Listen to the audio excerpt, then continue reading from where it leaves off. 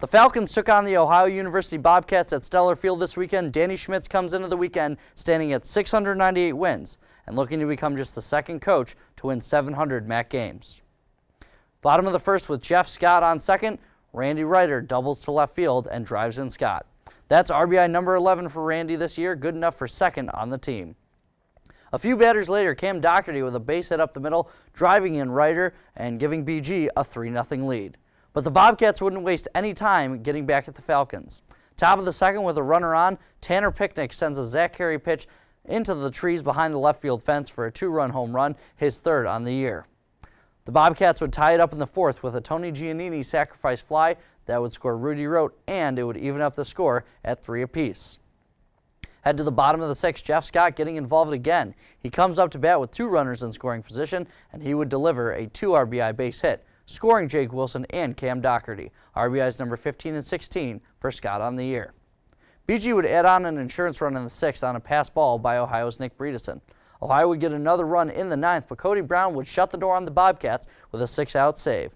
I spoke with Zach Carey after his impressive performance.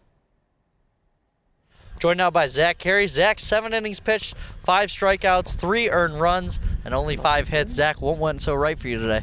So just from the beginning, we tried a new warm-up routine with some weighted balls and some bands just to get me a little bit more warmer in this this cold day. Who are you talking to? Just getting warm today, and then had a good bullpen, and then I had good stuff, and I knew I just had to attack and let my defense work. That's the key every game, is just go out and attack, throw a lot of strikes. You know, the biggest thing is just let my defense work, and I know they'll have my back.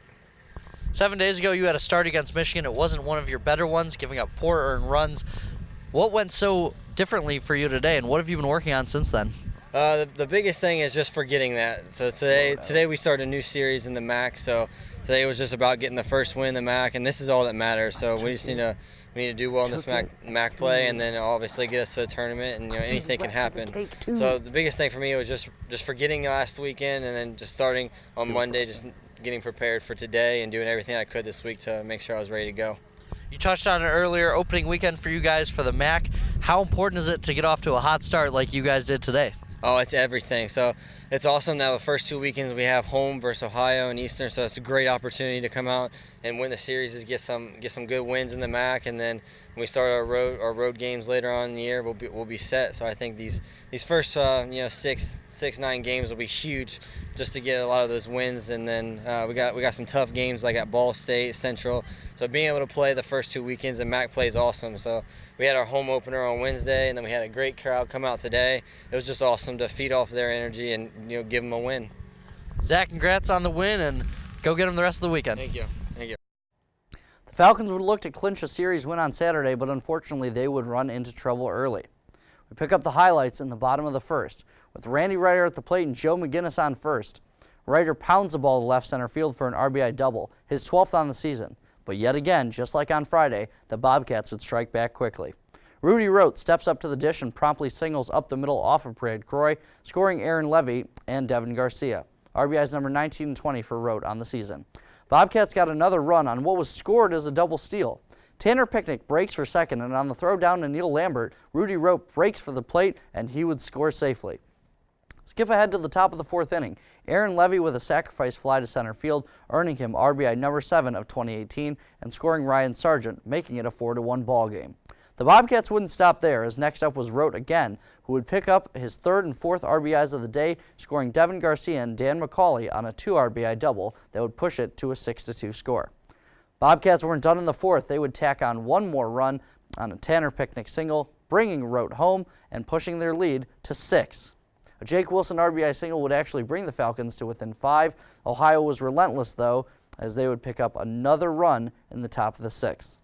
Rote picks up his 5th RBI of the day, and in the top of the 9th, Ohio would make it 11-2, with the Falcons coming up to bat in the bottom of the 9th. The Orange and Brown were able to mount a mini rally, though. Evan Brown singles up the middle to score Riley Minoric, Brown's 2nd RBI of the campaign. But the rally would fall short and end with the next batter as Anthony Smith grounded into a double play to end the game. Here's Coach Schmitz after the loss. Here with head coach Danny Schmitz. Coach, obviously not the result you wanted to say. What went wrong in the middle innings for you guys? Well, we preached about the 3 phases yesterday, and we were so good excelling at all 3 phases yesterday, and and today we came out with none of them. You know, our best inning was probably our first inning, and, you know, a good 2-out rally there, but that was it. I mean, OU was definitely the better team today, and I tip my hat off to them, but disappointed in our effort today. David Stopp unable to get through the third inning again, just like last week at Michigan. Is there anything that you guys are going to do to try and increase his longevity? Well, you know, David is supposed to be a reliever for us, okay, and with the injuries that we've had, we know if we can get 3 innings out of him, that's a good thing. You know, then we hand the ball over to Brad Croy. You know, Brad didn't have his good stuff today, and you know, that happens. But you know, like I said, it wasn't a good job by any of the 3 phases. The pitching, the defense, the hitting, we made 5 errors. You know, we scored, 4 runs or something like that. So we didn't have any of the phases going today. And but we do have a chance to come back tomorrow to win the series, and that's what we need to do. That's what we need to focus on, and be ready to go tomorrow. Coach, you're a pretty positive guy. One main positive aspect to take out of this game, Damon Egnor, your lowest ERA pitcher on the year so far, 2 1/3 scoreless. What have you been noticing about his performance that has been getting him so right this year? Well, I'll tell you what, you know, Coach Blank does a great job with our pitchers. You know, and Damon kind of struggled out of the gate this year, but he got with Damon. We got him a little bit more aggressive, working a little bit quicker, pounding the zone. You know, he's getting command of his pitchers, so doing a great job with us, and a great competitor, as you can see out on the mound out there. And you know, he's done a nice job. That was a bright star there, you know, for today. The other positive thing, we did get everybody in position player-wise today, so with the exception of Justin Mott. But you know, but anyways, we got to come back with our A game tomorrow. Today definitely was not the A game day. As always, thanks, Coach, and good luck tomorrow. Okay, thanks, Leo. Appreciate it. The Falcons would head into Sunday's rubber match trying to take the game and the series from the defending MAC champions, and things would look good for the Falcons early on. We started off in the bottom of the first with Randy Ryder up at the plate. His singles to left and an error by left fielder Evan Bourne would bring in Jeff Scott and Neil Lambert. Those are RBIs 13 and 14 for Randy on the year. No action until the 5th when Brad Croy would shoot one into right field, scoring Justin Mott and giving Croy 9 RBIs in 2018. OU would get on the board in the 6th. Ryan Sargent with a base hit scoring Rudy Rote, Sargent's 15th RBI of the year. That would be all the scoring for this game. Cody Brown would earn the classic 10-out saves, giving the Falcons a 3-1 lead, and head coach Danny Schmitz gets that 700th win. Joined by head coach Danny Schmitz. Coach, 700 wins. Got to ask, how do you feel? Well, I'm real excited because we won the series. To be perfectly honest with you, that means the Falcons had a great weekend, and you know, to take 2 out of 3 from Ohio U, which is an outstanding ball club. Another great college ball game today. Very proud of the effort of the team. You know, the pitching of Tyler Anderson and Cody Brown were phenomenal. Big base hit by Randy Ryder in the first inning, and we scored a second run on an error, and then Brad Croy comes up with a big base hit to give us his 3rd run. But a great college ball game, and that was the most important thing, is winning the series. So important to get off to a tough start, or to get off to a good start in MAC play rather, and you got the series win.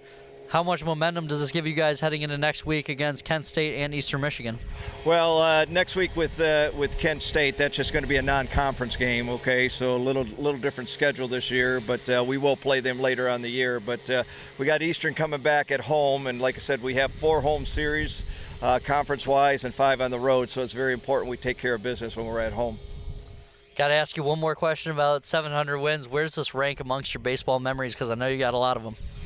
Well, you know, I am not big into the wins. The wins go to the players and to the assistant coaches. So I just kind of hide out in the dugout over there and just kind of let them do their thing. So very proud of the guys. But you know, it just means that I've been very blessed with a lot of great players and a lot of great coaches.